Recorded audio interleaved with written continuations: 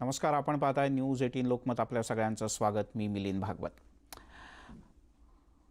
सीमेवर गस्त घालणाऱ्या भारतीय जवानांना जेव्हा काही शंका आली की काहीतरी चीनचे जवान खोडी काढण्याच्या प्रयत्नात आहेत, तेव्हा या चीनच्या जवानांना जाब विचारण्यासाठी गेलेल्या भारतीय सैनिकांना क्रूर अशा चीनच्या सैनिकांनी हल्ला करून त्यांना ठार मारलं.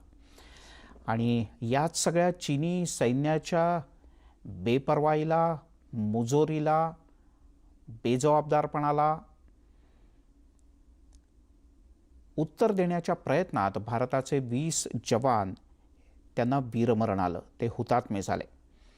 आणि याच प्रश्नावर गेल्या 4-8 दिवसांपासून संपूर्ण देशात नव्हे तर जगातल्याही काही महासत्तांमध्ये मोठा खल सुरू आहे. आणि तो खल हाच सुरू आहे की भारत चीन संबंधांमध्ये जो तिढा निर्माण झाला आहे, जो तणाव निर्माण झाला आहे, हा तणाव आणखीन वाढला तर काय होईल, आणि जर का हा तणाव कमी करायचा असेल तर भारत आणि चीनमधला हा तणाव कमी करायला नेमकं काय करावं लागेल. वेगळ्या भाषेत जर का बोलायचं तर सर्वसामान्यांची भाषा एकतर चीनवर बहिष्कार घाला किंवा चीनवर हल्ला करा. पण नेमकं याचं उत्तर काय? चीनच्या मालावर बहिष्कार घालणं हा चीनला धडा शिकवण्याचा एकमेव मार्ग आहे का? का लष्करी कारवाई हे चीनला धडा शिकवण्यासाठीचं सर्वोत्तम उत्तर आहे? चीनला काही जण हत्तीची उपमा देतात आणि काही जण तर असं म्हणतात की हा हत्ती मस्तवाल आहे, हा हत्ती बेताल झालाय किंवा बेभाम झालाय. तेव्हा या बलाढ्य अशा हत्तीला जर का जेरबंद करायचं असेल तर ते कोणी कशा प्रकारे जेरबंद करायचं? आणि जर का सर्वसामान्यांची भाषा जर का वापरायची ठरली तर सर्वसामान्यांना एवढंच कळतं की चीनचा बदला कधी घेणार. आणि आपण याच विषयावर बोलणार आहोत. आपल्यासोबत काही मान्यवर आहेत. प्राध्यापक योगेश पराळे आहेत, आंतरराष्ट्रीय घडामोडींचे अभ्यासक आहेत. आणि थोड्याच वेळात आपल्यासोबत जोडले जाणार आहेत मंगलमूर्ती मसूर, की जे ब्रिगेडियर आहेत, नाशिकमधून आपल्यासोबत जोडले जाणार आहेत. आधी आपण जाऊयात पुण्याला. परागजी आहेत आपल्यासोबत. परागजी, स्वागत आहे आपलं.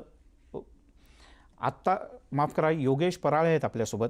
योगेशजी, काय वाटतं तुम्हाला, चीनला कशा पद्धतीनं भारत उत्तर देऊ शकतो किंवा कशा पद्धतीनं आत्ता भारतानं चीनला उत्तर दिलं पाहिजे?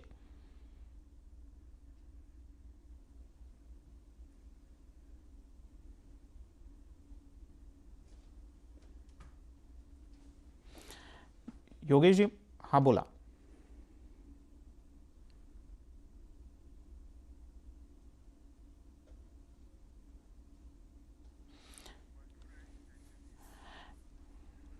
योगेशजी, माझा आवाज पोहोचतोय तुमच्यापर्यंत? योगेश पराळे यांच्यापर्यंत आपला आवाज पोहोचत नाही आहे. मंगलमूर्ती मसूर आपल्यासोबत जोडले गेलेले आहेत, ब्रिगेडियर. ब्रिगेडियर साहब, इस विषय के बारे में हम दूसरी बार बातचीत कर रहे हैं. क्या आपको आवाज़ आ रही है मेरी? मुझे आपकी आवाज़ सुनाई दे रही है। नमस्कार, जय हिंद। नमस्ते, जय हिंद. मेरा ये सवाल है कि आम लोगों को तो यही भाषा समझती है कि ईंट का जवाब पत्थर से दे. आम लोग तो राजनीति अच्छी तरीके से नहीं समझते. बिजनेस को बिजनेस की तरीके से कैसे उत्तर दिया जाता है ये भी शायद आम लोग नहीं समझते. आप एक फौजी रहे हैं और इस पूरे इलाके में आपने गश्त भी लगाई है. आपने शायद कुछ चीनी सैनिकों को मुक्के भी मारे होंगे. आप कैसे सोचते हो, कौन सा तरीका है चीन को जवाब देने का?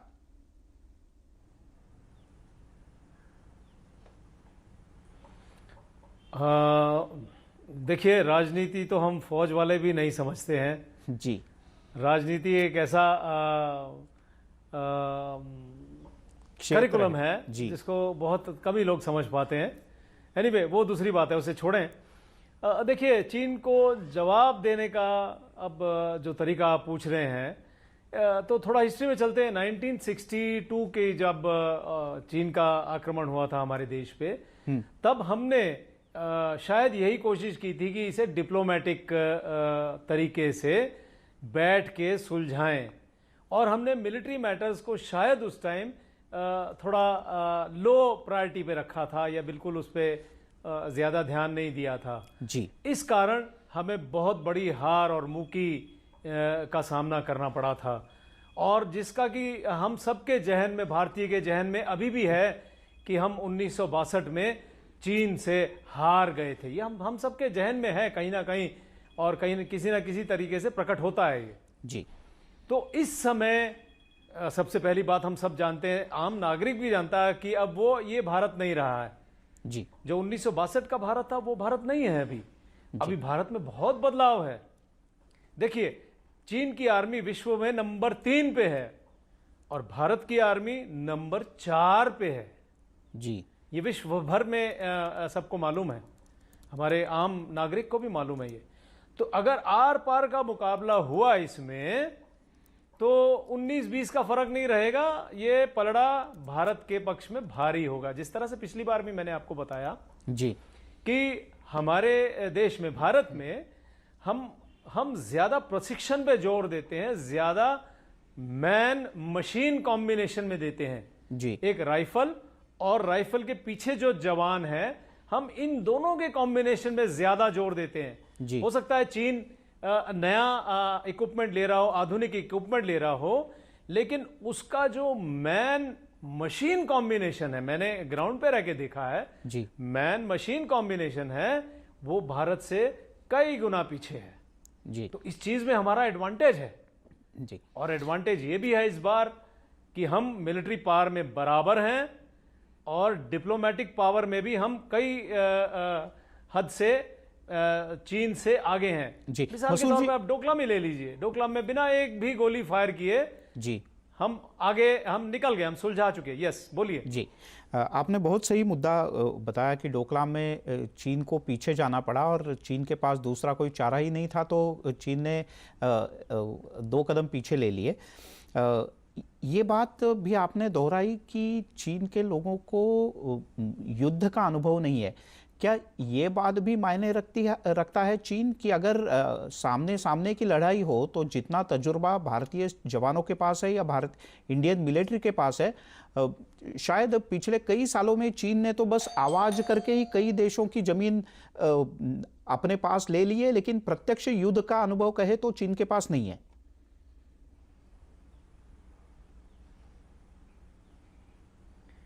आप कुछ हद तक आपके जो ये स्टेटमेंट है ये सही भी है। देखिए, चाइना ने अपना एडवर्सरी, दुश्मन यूएसए को समझ रखा है। उस हिसाब से उन्होंने अपने पानी के जहाज बनाए, अपने टैंक्स बनाए हैं, अपने एयरक्राफ्ट बनाए हैं। जी। इनके एयरक्राफ्ट कहीं टेस्ट नहीं हुए हैं, इनके युद्धपोत कहीं टेस्ट नहीं हुए हैं। जी। मिसाल के तौर पे इनका एयरक्राफ्ट कैरियर ही ले लीजिए। एयरक्राफ्ट कैरियर इनके पास 2 हैं, लेकिन ये कहीं टेस्ट नहीं हुए हैं। जी। हमारे पास एक है विक्रमादित्य, जो कि रशिया में टेस्ट हुआ है और हमारा प्रशिक्षण इस पे हुआ है। हमने 2-2 एयरक्राफ्ट कैरियर रख के उनको रिटायर भी कर दिया है। जी। मतलब हमारा अनुभव देखिए कितना है इस चीज में। सिमिलरली हमारा अनुभव JNK में ही ले लीजिए मिसाल के तौर पे। हमारा एलसी है पाकिस्तान के साथ, रोज कुछ ना कुछ जो छुटपुट वारदात होती रहती है वहां पे, जिसे कि हम बखूबी लेसन देते रहते हैं पाकिस्तान को। चाइना के साथ भी हमारा, लेकिन ये पैक्ट जो है जहां पे हम हथियार यूज नहीं करेंगे, क्योंकि यहां पे LAC काफी फ्लूइड सिचुएशन में है। भारतीय मूल के लोग या जवान या सोल्जर्स वहां सोचते हैं कि हमारी LAC यहां से गुजरती है, जी, और चाइनीज का परसेप्शन LAC के बारे में अलग है। तो उस कारणवश चूंकि हमारे पेट्रोल मिलते हैं और LAC में एक परसेप्शन का डिफरेंस है, इसलिए हम लोगों ने यह तय किया था जी, कि हम अपना हथियार का इस्तेमाल नहीं करेंगे। हथियार होता है हमारे पास जी। जो भी सोल्जर वहां जाता है हथियार के साथ जाता है और वो इसे इस्तेमाल नहीं करता, क्योंकि यह एक हमारा पैक्ट है जी। और जब ये हथियार इस्तेमाल होगा तो रिजल्ट इसका कुछ और ही होगा। आप जानते हैं मैन मशीन कॉम्बिनेशन क्यों बोल रहा हूं जी। मसूद जी, इसमें और एक बात है, थोड़ा आगे बढ़ते हैं चर्चा में, जब तक हमारे साथ और हमारे जो मेहमान है वो जुड़ जाए, चर्चा को हम थोड़ा सा आगे बढ़ाते हैं। मेरा सवाल ये था कि ये जो आपने मैन मशीन की बात की, लेकिन दूसरी तरफ चीन ने अपने अगल बगल में कुल मिला के 23-24 देश है, उनमें से 22 देशों से चीन का झगड़ा चल रहा है कुछ ना कुछ मायने में। किसी की ज़मीन चाहिए, किसी में पूरा अधिकार चाहिए, किसी समुंदर पे अधिकार चाहिए, क्योंकि वहाँ से तो व्यापार काफ़ी सारा होता है चीन का। तो आपको लगता है कि चीन को सबक सिखाने का मिलिट्री की कार्रवाई यही एक जवाब हो सकता है, यही एक उत्तर हो सकता है, या और भी कई रास्ते हैं कि चीन को हम सिखा सकते हैं? देखिए, रास्ते तो बहुत हैं। इंटरनेशनल अरीना में बहुत सारे रास्ते होते हैं। इसमें सारे देशों का मिश्रण भी होता है, और स्पेशली आफ्टर जो ये कोविड का थर्ड वर्ल्ड वॉर जो चाइना ने छेड़ दिया है, इसमें कई लोग घायल हुए हैं। देखिए, कई लोगों की मृत्यु हुई है। ये थर्ड वर्ल्ड वॉर ही समझ लेना चाहिए जी। जिस तरह से हर कॉन्टिनेंट में इन्होंने तबाही की है। तो देखिए, अभी चाइना, साउथ चाइना सी, ये बहुत ही इंपॉर्टेंट जगह है, टैक्टिकल और स्ट्रैटेजिकल। इसमें ऑयल के इतने भंडार हैं कि अगले 40-50 साल तक भी ऑयल निकालते रहें चाइना, तो इनका तृप्ति नहीं होगा, इतना ऑयल है जी। यहाँ पे। चाइना अपना दबदबा रखना चाह रहा है। बाकी सारे जो यहाँ के छोटे मोटे कंट्रीज हैं वो इसको अवॉइड कर रहे हैं, इसको इससे दूर रहना चाह रहे हैं, इसको इसमें हाथ नहीं डालना चाह रहे जी। फिलहाल के तौर पे। अभी यूएस ने अपनी फ्लीट भेजी हुई है वहां पे जी। स्टेबलाइज करने के लिए सिचुएशन को। एंड साउथ चाइना सी में यूएस की फ्लीट मौके को स्टेबलाइज कर रही है। एंड उसके बाद आता है अपना इंडियन ओशन। इंडियन ओशन में हमारी नेवी है जी। देखिए, इंडियन ओशन में मैक्सिमम सी ट्रेड होता है। यहाँ सारे हर तरह की शिप्स, कैरियर शिप्स इसी रास्ते से जा रही हैं। अगर यहाँ पे इंडिया का दबदबा है, हम इसे जानबूझ के कुछ यहाँ पे टेंशन नहीं बढ़ाते, पर यहाँ पे हम काफी कुछ क्रिएट कर सकते हैं, चाइना के लिए बहुत डिफिकल्टी क्रिएट कर सकते हैं जी। और देखिए, जैसे अब हम इंडिया में चाइनीज वस्तुओं को अवॉइड करना, ना लेना बोल रहे हैं सबको। ये सब हमारा एक आम आदमी भी फील कर रहा है कि चाइनीज वस्तु, एक सस्ती वस्तु लेके 1-2 दिन खुश होते हैं, उसके बाद वो काम नहीं करती।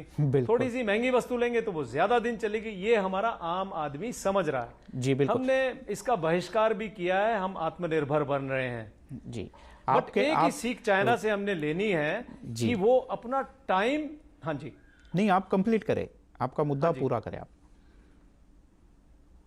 एक ही चीज हमने चाइना, जो हमारा मूल दुश्मन है, उससे लेनी है कि उनका एक आदमी, आम आदमी मुद्दे का बहुत पक्का है, टाइम का बहुत पक्का है, पाबंद है। अगर उसकी फैक्ट्री 9 बजे खुलेगी तो 9 बजे 5 मिनट पहले आ जाता है वो काम करने।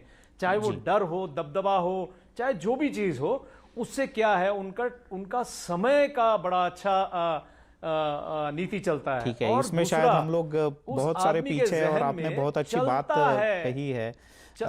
आपने बहुत अच्छी बात कही है कि जो हमें सीखनी चाहिए शायद चीन से। लेकिन आपने एक वो भी बात दोहराई कि अगर हम बाय सी का बिजनेस के बारे में और जो व्यापार होता है उसके बारे में सोचे, तो हम चायना के लिए काफ़ी सारी मुश्किलें खडी कर सकते हैं। योगेश पराळे आपल्यासोबत जोडले गेलेले आहेत, आंतरराष्ट्रीय घडामोडींचे अभ्यासक आहेत, प्राध्यापक आहेत। योगेशजी, केव्हाही पाकिस्तानच्या बाबतीत आपण बघितलं, आंतरराष्ट्रीय पातळीवर पाकिस्तानला आपण एकटे पाडण्यात यशस्वी झालो आणि त्याचा मोठा फायदा आपल्याला झाला। सर्जिकल स्ट्राईकच्या नंतर सगळं जग आपल्या बाजूने उभं राहिलं। चीनच्या बाबतीत जर का अशा प्रकारच्या टॅक्टिक्सचा विचार केला तर भारत कुठपर्यंत प्रगती करू शकलाय? तुम्ही पाकिस्तानचा जो उल्लेख केला की आपण पाकिस्तानला जागतिक पातळीवर एकटं पाडू शकलो, हे पाकिस्तानला जागतिक पातळीवर एकाकी पाडण्याचे राजनैतिक प्रयत्न हे भारताकडनं गेल्या काही दशकांपासून ऍक्च्युअली सुरू होते आणि त्याचं फळ हे गेल्या 10 दशकामध्ये आपल्याला हळूहळू मिळालं। तेव्हा म्हणजे मुद्दा असा आहे की अशा प्रकारे एखाद्या देशाला आयसोलेट करण्याचे प्रयत्न हे सातत्यपूर्ण पद्धतीनं काही दशकं राबवायला लागतात, तेव्हा त्याची कुठे तुम्हाला फळं मिळणं अपेक्षित असतं। असा प्रकार आपण चीनच्या बाबतीत करू शकू का? तर ते अत्यंत अवघड आहे, कारण चीनचे जगभरामध्ये पसरलेले आर्थिक हितसंबंध, त्या अनुषंगानं बळकट झालेले राजकीय हितसंबंध, त्याच्यामुळे पाकिस्तानप्रमाणे चीनचं आयसोलेशन करणं कठीण आहे। परंतु आता आपण जे बघतोय जगामध्ये की कोरोनाच्या महामारीमुळे चीनवर झालेली टीका किंवा हो. एकंदर चीन विषयी निर्माण झालेली एक नकारात्मक प्रतिमा जागतिक पातळीवर, तेव्हा ही एक गोष्ट आपल्याला अगदी निश्चित आहे आणि त्याबद्दल आपण अगदी आश्वस्त राहू शकतो की आत्ताचा जो तिढा आहे, सीमारेषेवरचा जो तिढा आहे, हे चीनच्या वर्चस्ववादी धोरणाचंच एक रिफ्लेक्शन आहे, हे जगाला कळून चुकलेलं आहे. त्याच्यामुळे ऍडव्हान्टेज जो आहे, राजनैतिक ऍडव्हान्टेज, तो भारताला निश्चित आहे की चीनची जी वर्चस्ववादाचं चीनची जी पॉलिसी आहे, हो. त्याचंच एक प्रतीक म्हणून सीमारेषेवर अशा प्रकारे आक्रमक लष्करी हालचाल चीनकडनं करण्यात येते, हे जगाला कळून चुकलंय. शिवाय आर्थिक पातळीवर चीनकडनं डम्पिंग असेल किंवा असे इतर म्हणजे व्यापारी वर्चस्ववाद हा आर्थिक पातळीवर चाललेला आहे. हो. राजकीय पातळीवर कन्सेशनल लोन्स देणं, त्या अनुषंगानं इतर देशांमधली सरकार आपल्या अंकित करून घेणं आणि ती वेसल स्टेट्स म्हणून वेगवेगळ्या ठिकाणी वापरणं, जसं आफ्रिकेतले काही देश आहेत, हो. आशियातले आहेत. तेव्हा राजकीय असो, आर्थिक असो, व्यूहात्मक असो, स्ट्रॅटेजिक असो, चीनचा जो टोन आहे तो गेल्या काही वर्षात बदललेला जगाला निश्चित जाणवलंय. साऊथ ईस्ट एशिया असो किंवा आफ्रिका असो किंवा हिंदी महासागर असो, अशा वेगवेगळ्या थिएटर्समध्ये, जगाच्या वेगवेगळ्या भागांमध्ये चीनच्या या धोरणाचं प्रतिबिंब उमटताना आपल्याला दिसतंय. निश्चित. म्हणजे अनेक त्याच्यामुळे देश असा विचार करतायत की या पाठीमागे त्याच्यामुळे चीन कारणीभूत आहे, म्हणजे कोरोनाच्या पाठीमागे चीन कारणीभूत आहे आणि अन्यही अनेक बाबतीत चीनचा जो आक्रमकपणा आहे, आतताईपणा आहे, त्याच्यामुळे अनेक देश हे वैतागलेत किंवा त्रासलेले आहेत. आणि मगाशी मंगलमूर्ती मसूर आपल्यासोबत आहेत, ब्रिगेडियर, आणि त्यांच्या बोलण्यात ज्याचा उल्लेख आला होता, 23-24 देश आहेत चीनच्या आजूबाजूला वेगवेगळे, पण याच्यातल्या बहुसंख्य देशांशी चीनचे काही बरे संबंध नाही आहेत आणि हीच संधी आहे भारताला चीनला एकटं पकडण्याची किंवा कोंडीत पकडण्याची. आणखीन थोडेसे चर्चेत पुढे जाणार आहोत. नाकं तोंड सगळं बंद करून चीनला जर का धडा शिकवायचा असेल तर काय आक्रमक भूमिका घ्यावी लागेल, एका छोट्याशा ब्रेकनंतर जाणून घेऊयात. आपल्यासोबत योगेश पराळे आहेत, प्राध्यापक आणि आंतरराष्ट्रीय घडामोडींचे अभ्यासक. तर मंगलमूर्ती मसूर आहेत आपल्यासोबत, ब्रिगेडियर आहेत निवृत्त, आणि या भागात बराच काळ त्यांनी काम केलेलं आहे. पहिला प्रश्न योगेशजी तुम्हाला. योगेशजी, गेल्या काही काळापासनं, म्हणजे हा प्रसंग झाल्यापासनं या सगळ्या परिसरात भारतानं सैन्य अतिरिक्त तैनात केलेलं आहे, सैन्याला अधिकारही दिलेत, मोकळीकही दिलेली आहे सगळ्या गोष्टींचे निर्णय घेण्यासाठी. यासोबतच आंतरराष्ट्रीय स्तरावर सुद्धा आपल्या गाठीभेटी सुरू आहेत. तुम्हाला असं वाटतं की आणखीन काही पावलं कठोर उचलायला लागतील चीनवर जर का नियंत्रण मिळवायचं असेल किंवा त्यांना धडा शिकवायचा असेल तर? एक खूप चांगली गोष्ट घडलेली आहे या सर्व पार्श्वभूमीवर की स्थानिक कमांडर जे आहेत किंवा लष्कराचं स्थानिक नेतृत्व जे आहे, त्या नेतृत्वाला सध्याच्या व्यवस्थेनं अधिकार दिलेले आहेत. त्याच्यामुळे बऱ्याच वेळा असं होतं की एखादी सीमारेषेवर काही गोष्ट घडली तर लष्कराला पटकन निर्णय घेता येत नाही, तर ती एक फार मोठा एक अडथळा असतो तो पटकन उत्तर देण्याच्या दृष्टीनं. तर तो एक अडथळा आपण दूर केलेला आहे. त्याच्यामुळे लष्करी दृष्ट्या आपण सज्ज आहोत. पूर्ण LAC वर, अगदी अरुणाचल पासून लडाख पर्यंत चीनीच्या म्हणजे ईस्टर्न, मिडल आणि वेस्टर्न अशा तिन्ही सेक्टरवर आपण लष्कर तैनात केलेलं आहे. शिवाय दौलत बेग ओल्डी सारखा व्यूहात्मक दृष्ट्या अत्यंत महत्वाचं विमानतळ आपण सुसज्ज ठेवलेलं आहे.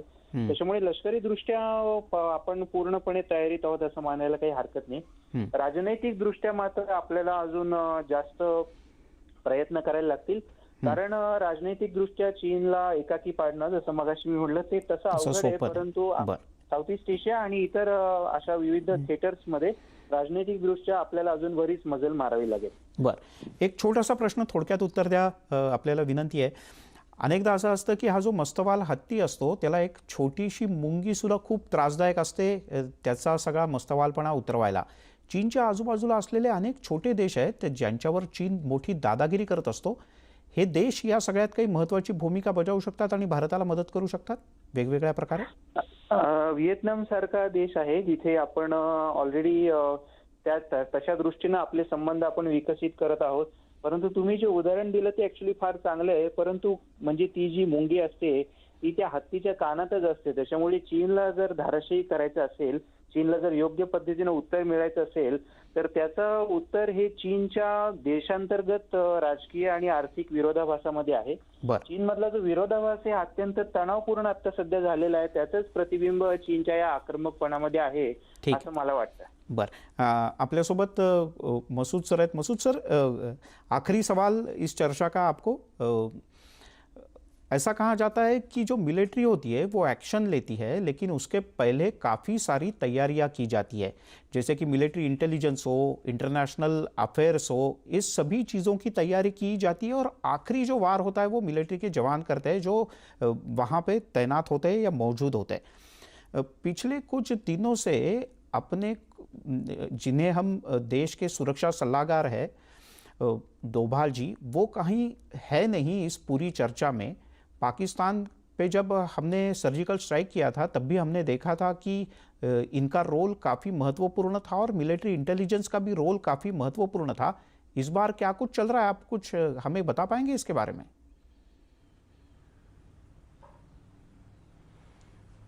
देखिए, डोभाल साहब अपने ही काम में व्यस्त होंगे, जो कि ऑफ कोर्स इंटेलिजेंस गेनिंग है, डिप्लोमेसी है, ये अपने काम में व्यस्त होंगे। एंड जैसा आपने सोल्जर्स का कहा, देखिए जो सोल्जर ग्राउंड पे है वो समझता है और वो सेल्फलेस काम कर रहा है। सेल्फलेस काम कर रहा है मतलब देश के हित के लिए काम कर रहा है। सो हमें बार बार उस सोल्जर को क्वेश्चन नहीं करना चाहिए कि वो क्या कर रहा है क्या नहीं कर रहा, क्योंकि ये सब काम कर रहे हैं। मेरी सिर्फ अपने देशवासियों से ये अपील है कि आप न्यूज़ देखिए और जो सोल्जर्स कर रहे हैं ग्राउंड पे उन्हें करने दीजिए। वो देश के हित के लिए काम कर रहे हैं और देश को कभी भी पीछे या देश का पलड़ा हल्का कभी भी नहीं होने देंगे। रही बात अपने क्या बोलते हैं, जैसे अभी गवर्नमेंट ने भी हमें कल ही छूट दे दी है। हमारे प्राइम मिनिस्टर जी ने ये बोला है कि आर्मी को खुला हाथ दे दिया गया है जी। छूट दे दी गई है। ये देखिए, पहले हम लोगों का जो एग्रीमेंट था हमारा चाइना के साथ कि हम जो डिस्प्यूटेड एरिया है जिसमें LAC में जहां परसेप्शन अलग अलग हैं, जैसे मैंने कहा, इस एरिया में अगर हम जाएंगे तो हथियार लेके जाएंगे लेकिन हथियार का इस्तेमाल नहीं करेंगे क्योंकि ये डिस्प्यूटेड लैंड है जी। तो हमारे जवान हथियार का इस्तेमाल नहीं करते थे। जरूर होता था, हथियार उनका अंग है, बॉडी का एक पार्ट है, उसे जरूर अपने साथ रखते हैं और लेके जाते हैं। लेकिन अभी लोकल कमांडर्स और वहां के लद्दाख के जो ओहदेदार हैं, ऑफिसर्स हैं, जो अपॉइंटमेंट्स हैं, उन सबको ये रिस्पॉन्सिबिलिटी दे दी है कि आप अपने इच्छा अनुसार, सिचुएशन अनुसार, सिचुएशन को आंक कर आप एक्शन लीजिए। ये एक बहुत बड़ी खबर है। एंड सेकेंडली गवर्नमेंट ने और दिया है हमें कि आर्मी, एयरफोर्स, नेवी को कि आपको 500 करोड़ में अगले चंद दिनों में यदि हमें कोई रिक्वायरमेंट हो तो उसे फास्ट ट्रैक में आप इसे इतना वर्थ आप प्रोजेक्ट इसे तुरंत ही पा सकते हैं, चाहे वो हथियार हो, एमिनेशन हो, साजो सामान हो, जिसे कि फास्ट ट्रैक में। मसूर जी, हम ये कह सकते हैं कि एक प्रकार से निर्देशित किया है गवर्नमेंट ने कि गवर्नमेंट क्या करना चाहती है, ये सरकार क्या करना चाहती है, और पूरे देश को नाज है और पूरे देश को पूरी तरह से विश्वास है जो भारतीय सेना के ऊपर, जो वहाँ पे सैनिक और जवान मौजूद है उनके ऊपर हम पूरी तरह से उनके साथ है। मराठीत ज्याला म्हणतात की, किंवा हिंदीमध्ये ज्याला म्हणतात, ईट का जवाब पत्थर से दे, पण दरवेळेला विटेचा जवाब पत्थरने देण्याची आवश्यकता नसते। काही वेळेला हात न हलवता सुद्धा समोरच्याला नामोहरम करता येतं। आणि सध्याच्या भारतामध्ये ज्याचा उल्लेख वारंवार मसूदजी करतायत की पहिला हा 1962चा भारत राहिलेला नाही, त्यामुळे चीन गाफील राहिलाय आणि त्याला निश्चितपणे आपण कठोर अशा पद्धतीने उत्तर देऊ। थोडंसं थांबावं लागेल, दरवेळेला लगेच वार करायचा नसतो, समोरच्याला वेळ द्यायची असते। आपण दोन्ही मान्यवरांनी वेळ दिलेत, आपल्या सगळ्यांचे मनापासून आभार। आज इथेच थांबूयात।